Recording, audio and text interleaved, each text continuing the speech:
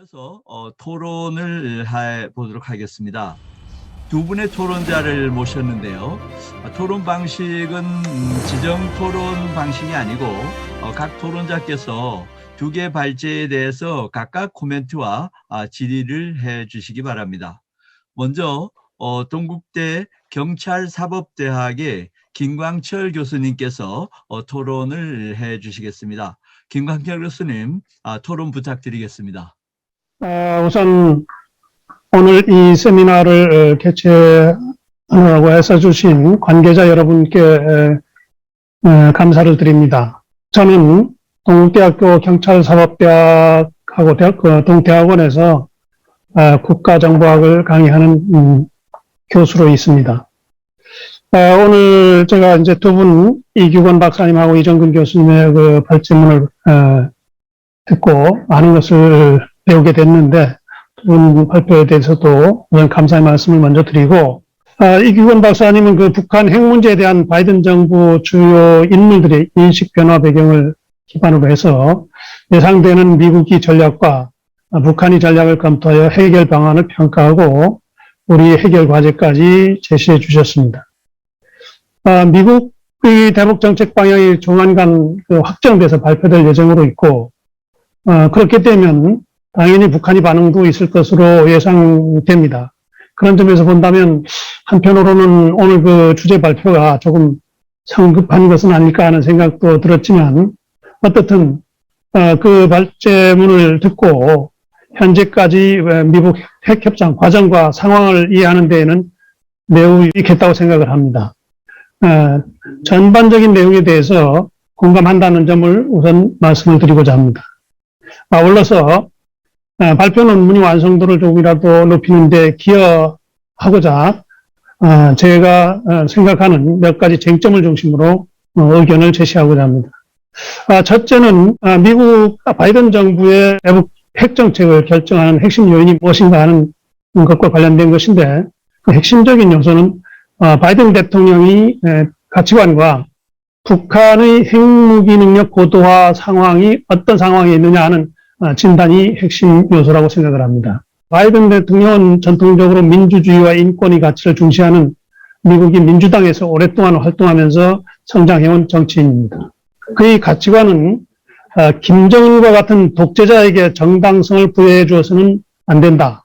우리의 적들은 미국이 독재자를 포용하지 않는다는 것을 곧 알게 될 것이다. 라는 그 대통령 선거 과정에서의 주장과 얼마 전 그 미국이 알래스카에서 있었던 미국과 중국 간의 고위급 회담에서 토니 블링컨 국무장관이 밝힌 규범에 기반한 국제 질서, 이 주장에 잘 반영되어 있다고 봅니다. 정리를 하면 민주주의와 인권의 가치를 추구하는 규범에 기반한 국제 질서가 바이든 정부의 외교정책 기조이며, 대북 정책도 이런 기조에 바탕할 것이라는 것을 추론을 하기는 어렵지 않을 것으로 생각합니다. 북한이 핵무기 능력 고도화라고 하는 것은 북한이 소위 말하는 2017년 11월 대사변 이후의 상황을 의미한다고 봅니다. 김정은은 2017년 11월 29일 핵탄두를 장착할 수 있는 화성 15형 장거리 미사일 발사 실험을 성공적으로 마침으로써 미국 동부를 포함한 미국 전역이 북한 핵무기 공격 범위 안에 있음을 실증적으로 과시했습니다. 더욱이 김정은은 지난 1월 8차 당대회 총화보고에서 미국을 혁명 발전이 기본 장애물이며 최대의 주적이다. 그리고 제압하고 굴복시켜야 할 대상이라고 규정해서 미국에 대한 위협을 노골화했습니다. 북한이 미국에 대한 직접 공격 능력을 이미 갖추었고, 김정은이 호전적 의지를 보이는 것은 미국의 생존적 이익이 항시적인 위험에 노출되었다는 것을 잘 설명해 준다고 볼 수 있겠습니다. 두 번째로, 미국은 북핵 문제 해결을 위해서 대북 제재, 강제 조치 수위를 어느 정도까지 올릴 것이냐, 높일 수 있을 것이냐 하는 점입니다. 바이든 정부는 대화와 압박을 통한 북핵 해결을 표방하고 있지만 군사적 해결까지 대응 수위를 높여야 할 여건으로 내몰리고 있다고 봅니다. 비유를 하자면 마치 고고학자의 유적답사를 소재로 한 영화의 한 장면에서 보는 것처럼 김정은이 허리춤에 총을 차고 있는 바이든 대통령을 상대로 해서 큰 칼을 마구 휘둘러대며 죽여버리겠다고 달려드는 것과 같은 형국이 전개되고 있기 때문입니다. 이런 상황은 바이든 정부가 북한 핵무기 능력 완전 무력화를 가장 기묘한 해결 과제로 삼을 수밖에 없도록 만들고 있다고 생각합니다. 김정은이 핵무기 능력 고도화에 대한 과시와 미국을 제압하고 굴복시켜야 한다는 도발적 언사 등 위협적 태도는 바이든이 규범에 기반한 국제질서 추구를 구실로 해서 군사적 대응 등 강경 대처를 불가피하게 하는 요소인 것으로 생각을 합니다. 현재 국제질서를 규율하고 있는 유엔 헌장은 제1장 제2조는 국제분쟁의 평화적 수단에 의한 해결 원칙을 규정하고 제6장에서는 분쟁의 평화적 해결 방법도 규정하고 있지만 제7장에서는 평화에 대한 위협, 평화의 파괴 및 침략 행위에 관한 조치를 규정하여 강제 조치 적용을 허용하고 있습니다. 특히 제7장 제41조는 안보리 결의에 의한 비군사적 제재 조치를 정하고 있고 제42조는 안전보장이사의 판단에 따른 군사적 조치도 허용하고 있습니다. 뿐만 아니라 제51조는 무력 공격에 대한 피해국의 개별적 또는 집단적 자유권도 인정을 하고 있습니다. 세 번째 쟁점은 중국이 북한 핵 문제 해결에 동참하게 하는 수단에 관한 것입니다. 미국은 중국이 북핵 폐기에 적극적으로 동참해 줄 것을 강력하게 희망하고 있습니다. 그러나 중국은 참여 의사를 표명하면서도 소극적이거나 회방하는 듯한 태도를 보여온 것이 지금까지 현실이었습니다. 미국이 중국에 대해서 북핵 폐기에 동참시키는 방법은 설득하는 방법과 압박하는 두 가지 방법이 있지만 지금까지 중국이 북핵 문제 대응 과정에 보면 설득 방법은 전혀 효과가 없음이 드러났습니다. 중국이 성실히 협조하는 모습을 보여주지 않았기 때문입니다. 중국을 직접 압박하여 움직이게 하는 것도 사실은 쉽지가 않습니다. 하지만 중국은 한국이나 일본이 북한 핵무기 위협에 대응하기 위해서 독자적으로 핵무장을 하게 되는 상황을 매우 두려워한다는 주장을 부정하는 사람은 거의 없다고 생각합니다. 그러므로 한국이나 일본이 핵무장을 용인하는 카드가 중국을 움직이는 지렛대가 될 수 있다는 가능성을 완전히 배제할 필요가 없다고 봅니다. 이 카드는 현실성이 없다는 주장이 국내에서 대세를 이루고 있는 것이 현실이지만 이는 도발적이고 호전적인 김정은이 핵보유국 지위를 남용하게 되는 상황을 지나치게 과소평가하는 안일한 대응이라고 볼 수 있습니다. 넷째, 김정은이 완전한 북한 비핵화를 받아들일 수 있는 조건에 관한 것입니다. 김정은은 이미 핵무기를 포기할 의사가 없음을 공개적으로 표명했고 국제사회의 대북 제재는 자력갱생으로 극복해 나갈 것임을 선언한 바 있습니다. 이를 근거로 보면 김정은이 북한이 완전한 비핵화를 받아들일 수밖에 없는 조건은 자신 생명의 안전과 정권 보존이 불가능한 경우뿐이라고 할 수 있겠습니다. 생존은 모든 생명체의 본성적 욕구이기 때문입니다. 앞으로 대북 제재 등 압박이 훨씬 더 강화되면 북한은 경제적, 외교적 심각한 어려움에 직면하게 되고 아사자가 속출할 가능성도 있다고 봅니다. 이러한 경우에도 김정은은 핵무기 폐기 쪽보다는 선량한 주민들을 볼모로 삼아 김일성주의 정권 유지에 사력을 다할 가능성이 크다고 봅니다. 대북 제재 강화로 주민들의 생존권이 더 위협받고 있다고 선전하면서 제재 해제를 요구할 구실로 삼을 수 있기 때문입니다. 한편 북한 핵 문제 해결과 관련한 일반적 의문은 과연 미국 주도의 북한 핵 완전 폐기 협상 전략이 성공 가능성이 있나 하는 점과 성공 가능성이 없다면 후속 대책은 무엇인가 하는 것입니다. 후자는 북핵 협상이 완전 파탄되는 경우를 포함합니다. 따라서 압박과 협상에 의한 북한 비핵화가 불가하다고 판단될 때 미국이 옵션에 대한 것도 함께 검토되어야 한다고 생각합니다. 이 경우에 절대 우위 군사력을 활용한 북한 핵과 미사일 시설을 파괴, 그리고 비밀 활동을 통한 북한 체제 변경, 그리고 세 번째로 일본이나 한국의 핵무장 용인 중 하나가 검토할 대안이 될 수 있다고 봅니다. 미국이 북한 핵무기와 미사일 시설에 대한 선제 공격이 감행될 경우 북한이 미국을 반격할 것이라는 것이 가수의 의견이고 김정은이 다짐이기도 합니다. 우리 국민 중 북한이 우선 반격 대상은 주한 미군이 될 것이고 또한 한국을 보복 대상에 포함할 것이라고 주장하는 사람들이 많습니다. 그에 근거해서 한국에 엄청난 피해를 초래할 가능성이 있는 미국이 군사 옵션은 절대 허용돼서는 안 된다고 주장하는 국내외 정치 세력이 있습니다. 그러나 미국이 군사 옵션 실행과 북한이 한국에 대한 보복 공격이 상호 관련성이 있는 것은 분명하지만 그 양자관계가 반드시 인과관계에 있다고 단정할 수는 없다고 봅니다. 따라서 세밀한 분석 평가와 엄정한 판단이 필요하다고 봅니다. NPT 회원국인 일본이나 한국이 핵무장 용인은 핵 비확산 레짐인 NPT 취지와 맞지는 않습니다. 그러므로 미국이 이 옵션을 선택할 가능성은 없다는 주장이 있으나 인도나 파키스탄 등이 핵무기 보유 과정을 세밀하게 살펴보면 전혀 실현이 불가능한 대안은 아니라고 봅니다. 용인 결정 자체가 중국을 움직이게 하는 데에는 상당히 유효한 수단이 될 수도 있을 것입니다. 또한 북한은 현재 사실상 핵무기 보유국이 된 상황이므로 지난 시기에 우리 정부의 대북 핵정책은 실패했다고 규정할 수 있습니다.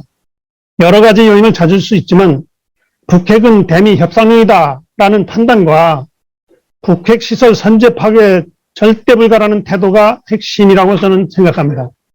이런 판단과 태도는 현재까지도 매우 부정적인 영향을 미치고 있다고 봅니다. 이를 반성하지 않는다면 향후 북핵 문제 해결을 위한 전도도 낙관할 수 없습니다. 우리 정책 결정자들에게 적들의 첨단 무기들이 늘어나고 있는 것을 뻔히 보면서 자기 힘을 부단히 키우지 않고 무사태평하게 있는 것보다 더 어리석고 위험천만한 짓은 없다고 한 김정은이 8차 당대회 총화보고서 언급 내용을 상기시켜주고 싶습니다. 우리 입장에서 보면 북한의 핵무기는 김정은이 주장처럼 자의적 억제력이 아니라 온 사회의 김일성주의화와 인민대중이 완전한 자주성 실현이 전략적 기반인 것입니다. 북한이 내세우는 인민대중이 완전한 자주성 실현은 김정은 유일영도체계 실현이라는 것을 우리가 인식할 수 있어야 합니다. 인민대중이 완전한 자주성 실현이 김정은 유일영도체제 확립을 의미한다는 것은 곧 우리가 그들이 주도하에 흡수 통일될 수도 있다는 것을 얘기합니다. 끝으로 중국이 대북 제재 동참을 위해 모든 대북 무역거래 에스크로우 계좌 제도의 도입 필요성을 이제 발제자가 주장을 하셨는데 이 제도가 중국에 영향을 줄 수 있는지 저로서는 좀 의문이 갑니다.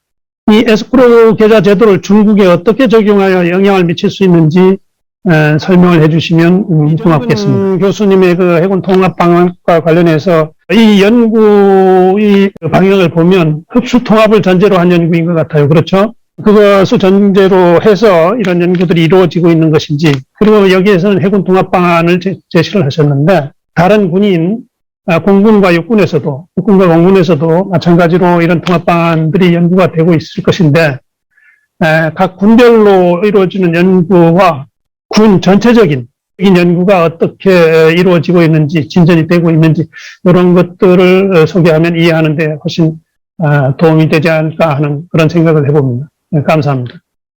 김광철 교수님 토론 감사드립니다. 그럼 이번에는 아까 진행하려고 했던 홍준봉 공사님 토론을 한번 듣도록 하겠습니다. 시간은 역시 10분입니다. 예. 지금 이규근 그 실장님께서 미국의 대북 핵정책에 있어서 그 이란 핵 합의 그거를 모델로 해서 북한과 협상을 하겠다는 그런 의지를 밝혔다고 그 이야기를 했는데 제가 중동을 뭐 오랫동안 했습니다만은 지금 이란 핵 합의는 북한에 크게 적용할 게 없는 것으로 지금 그렇게 보고 있습니다. 왜 그런가 하면은 지금 이란의 핵 문제 협상을 할 당시에는 이란이 플루토늄 그다음에 핵 프로그램 이런 인정을 하기 위한 상황이었는데 이미 북한은 핵무기를 보유하고 있는 나라입니다. 그래서 이 북한하고의 저게 핵 협상은 차원이 다르죠.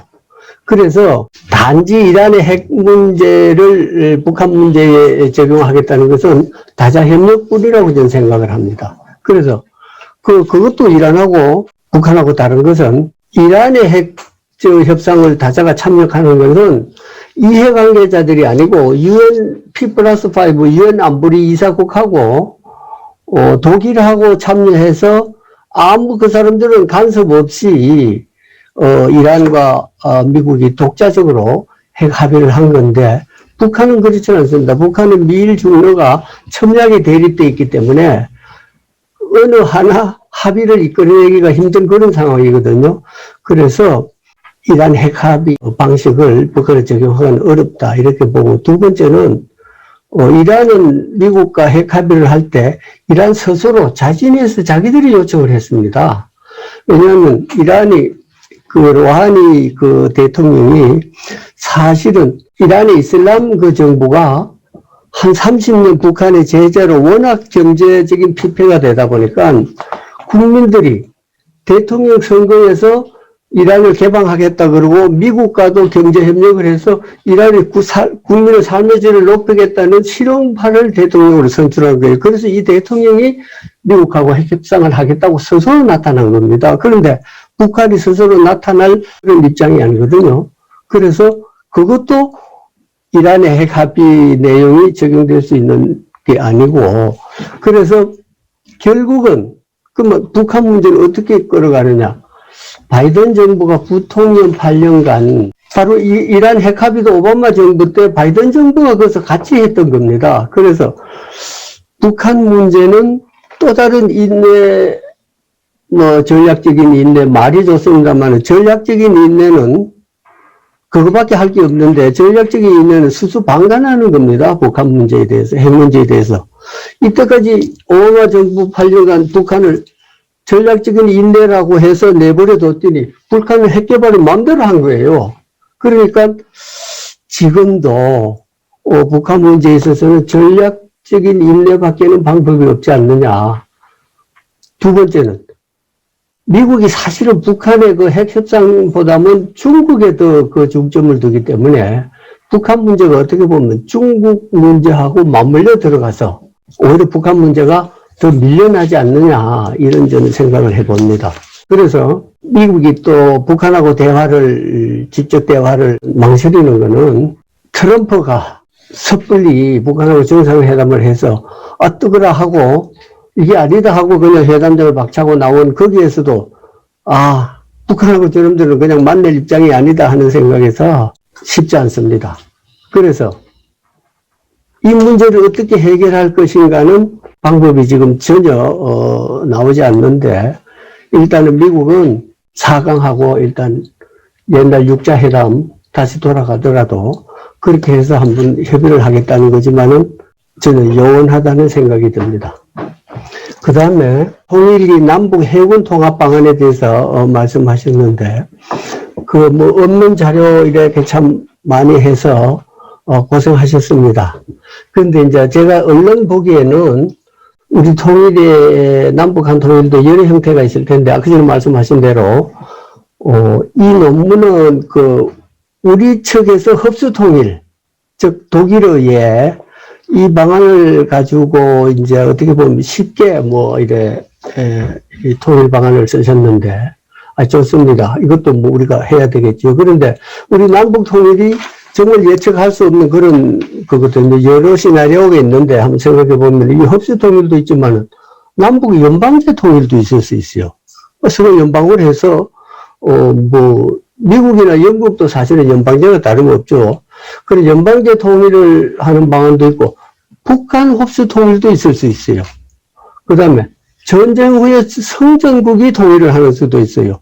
그래서 이런 거를 생각해 볼 때는 좀 이 논문 외에도 여러 가지 시나리오를 가지고도 연구를 또 진행했으면 어떨까 하는 그런 생각을 또 했습니다. 그 다음에 우리 주변 4대 강대국, 그러니까 미일 중러를 전혀 강구할 수 없거든요. 그래서 우리 한반도가 어떻게 보면은 제가 이제 그 입장에서 보면 중국하고 러시아는 대륙국이에요.